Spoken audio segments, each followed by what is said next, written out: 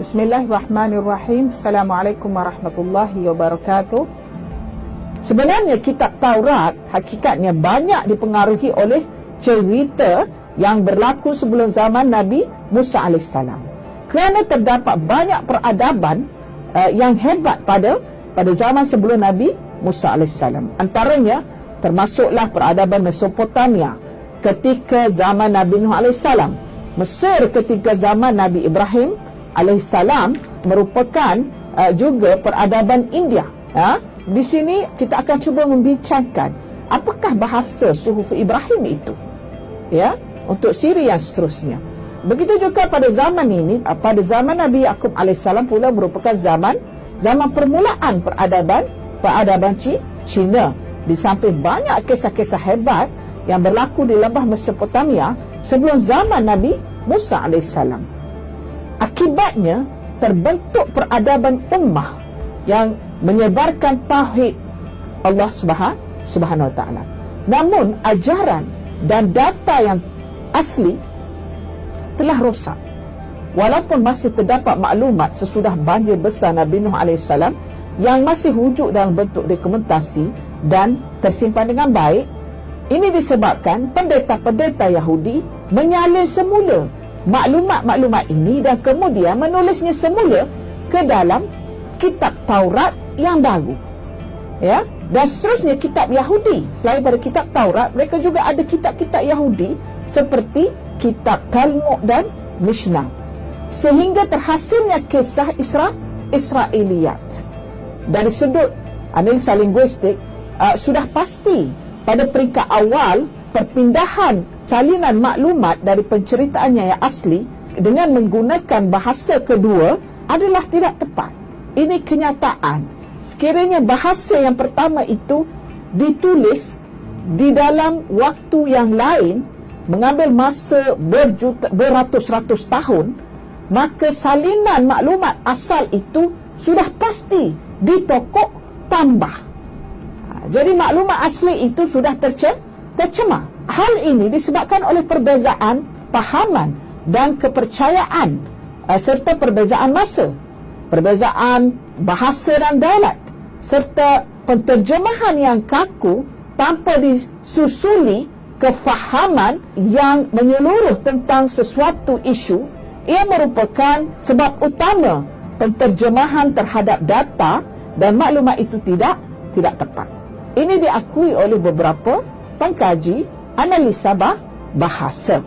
Maka hasilnya maklumat primer dan sekunder ini bercanggah antara satu sama lain. Yang sepatutnya maklumat sekunder perlu mengikut 100% apa yang terdapat dalam maklumat primer.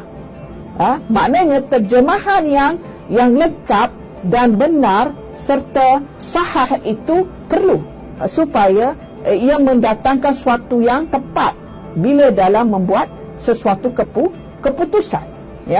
Di sini cuba kita lihat kenyataan yang dikemukakan oleh Profesor Majid Kerbik ni ada benarnya.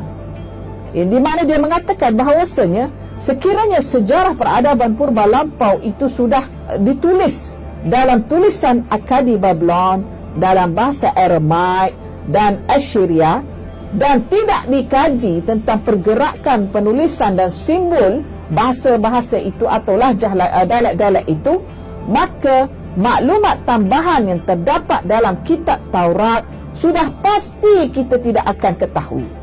Kerana penulis berbangsa Yahudi yang menyalin semula kitab Taurat ke dalam bahasa mereka menyembunyikan fakta dan data yang asal. Disebabkan kita jahil, tidak tahu tentang sejarah perkembangan bahasa kuno, maka dia memberi ruang yang cukup besar kepada penulis-penulis kitab-kitab Yahudi ini untuk memperkotak-katikkan informasi yang terdapat dalam maklumat-maklumat yang silam ke dalam penulisan mereka. Hasilnya terbentuklah satu suasana atau satu kebudayaan pemikiran dunia, peringkat dunia yang tidak tepat. Yang tidak tepat. Justru apa yang berlaku pada hari ini hasil daripada penulisan-penulisan yang tidak tepat, yang mana kebanyakan daripada kita tidak cuba mengkaji kebolehan ataupun sistem bahasa-bahasa dahulu. Antara di sini saya cuba bongkarkan sedikit perbezaan ataupun persamaan yang ketara di sini antara bahasa Arab Fushah 700 Masihi dan bahasa Assyriah yang berusia 1300 sebelum Masihi. Jika sebelum ini bahasa Akkadi Babylon 4000 sebelum Masihi, kemudian bahasa Aramaik 1500 sebelum Masihi, dan sekarang ini bahasa Assyriah 1300 sebelum Masihi. Cuba kita analisakan apakah perbezaan dan persamaan yang terdapat di dalam bahasa Assyriah dengan bahasa Arab Fushah ini. Thawrun bermakna lembu. Dalam bahasa Assyriah disebut syuru. Dia jauh sikit.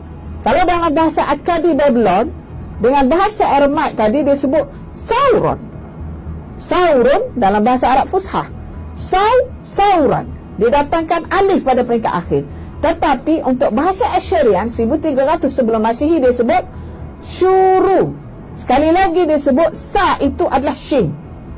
Bukan saja sin, dia sebut juga shin, ya. Penggunaannya syuru, ya. Ilahun, ilu. Sekali lagi penggunaan ilu. Ini bermakna ilu ini bukan sahaja bahasa Aramaik, tetapi juga bahasa Akkadi Babylon dan juga bahasa Assyriah. Ilu bermakna Tuhan yang satu. Ardun, bumi. Ardu digunakan waw. Konsep ini juga ada dalam bahasa Akkadi Babylon dan bahasa Aramaik. Penggunaan waw di belakang itu. Arbaun 4. Dalam bahasa Assyriah irba. Bentu tambahan waw, anak perempuan. Rakiba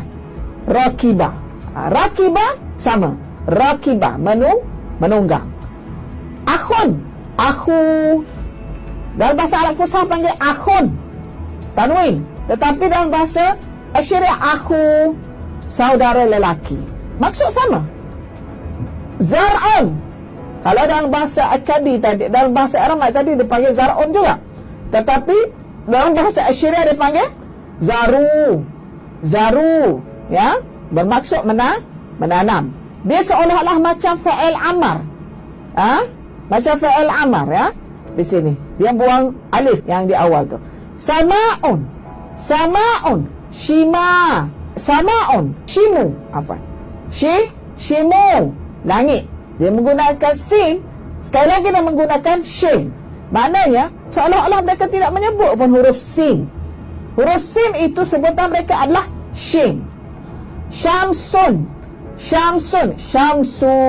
seperti bahasa Aramaik juga. Zibu.